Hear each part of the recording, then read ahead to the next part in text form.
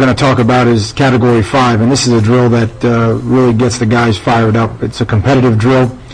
If you look on the left side of the screen, it's called rotation. We're just posting the matchups ahead of time, the D-line versus O-line, the linebackers and safeties versus tight ends and fullbacks, and then the DBs versus wide receivers. Those three categories for us are bigs, combos, and skills. We'll match them up in the locker room, post them. We'll get them all juiced up during stretch, make sure they know who they're going against, and when we get to this drill, it's a lot of fun. As you look at the right side of this diagram, the blue shields there, agile bags represent shoot one. That's the bigs, the O-line versus the D-line. The second grouping there are the linebackers, and the bigger safeties versus tight ends and fullbacks. And then the third shoot is DBs versus wide receivers. The quarterbacks will do nothing more than hand the ball off in this drill, and we'll have running backs, or anybody that carries the ball can run the ball for us. Anybody that has vision and can elude defenders can do that for you.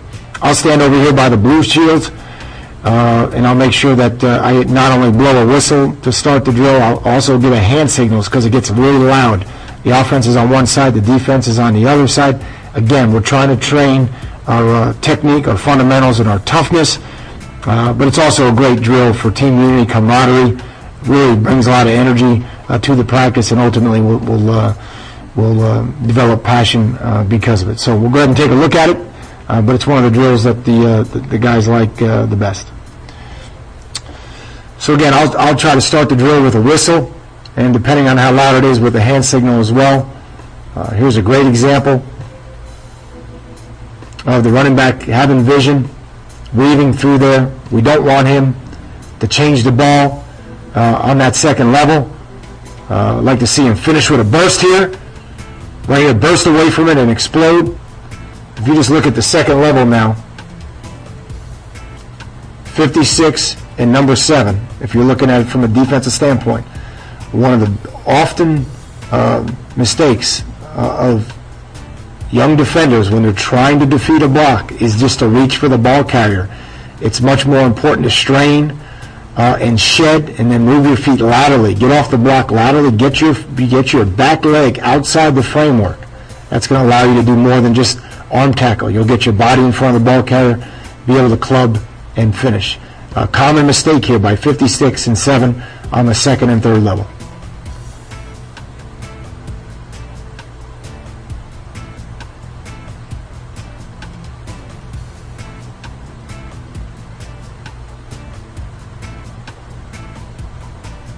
Again, good finish by the safety here, good finish by the linebacker. And again, ball security. Running back's got to tuck it away. This is an instance here at the first level here where you see the defensive tackle, number 54. He'll get a good lockout, but it's not good enough to lock out. You got to strain and move this foot. If the running back is coming this way, you got to get this foot right down the middle and then get this near foot out, just like you're shuffling. And that will allow you to get outside, get your body outside the framework, and allow you to, at that point, club and base, get a good tackle. Okay? Again, he's going to leave this foot here. He's not going to strain before he sheds. He's just going to lock out and shed. And you really got to, that second step, that second phase, that strain shed before you disengage is really critical here. Again, really combative drill. Good thud by number 20 there, Thomas Finney. Good finish by 58. And we always talk to our guys about being 6-second competitors. Well, this here is an Oklahoma drill. Okay? So this is a really combative drill. But this second level here and this third level here, that's the difference between being a playmaker and then just having an average play. Having a game-changer play, a run that would have been 10 or 12 yards, and then all of a sudden we get a 6-second competitor from one of these two guys here in the game, and they keep their blocks, and then we get an explosive run. The same is true for the defenders here now.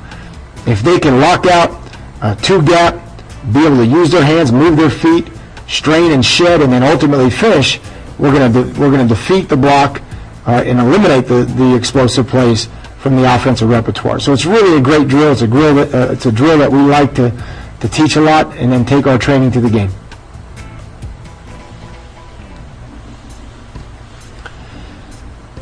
if you look at 98 in this instance compared to the previous tackle that we showed, clearly you'll see here, as he tries to disengage, the back leg, the leg away from the intended direction.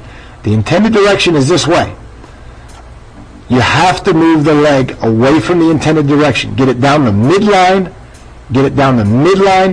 of your body, or of the blocker's body, and then shuffle the near leg out. Once you do that, you lock out with the near arm, and then you rip and run, or you strain and shed, whatever you want, or whatever technique you call.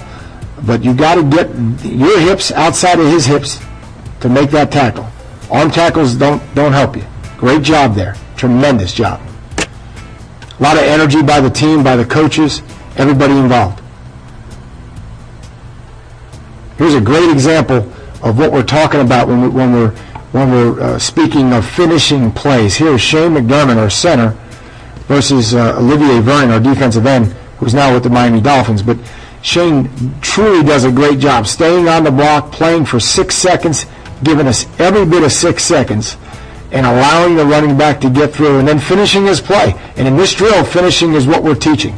Very combative on this level here in this play. Again, you'll see how the guys finish. We're trying to, train and discipline in everybody's mind, a clock in their mind of how long 6 seconds is, and to give it for their teammates every play.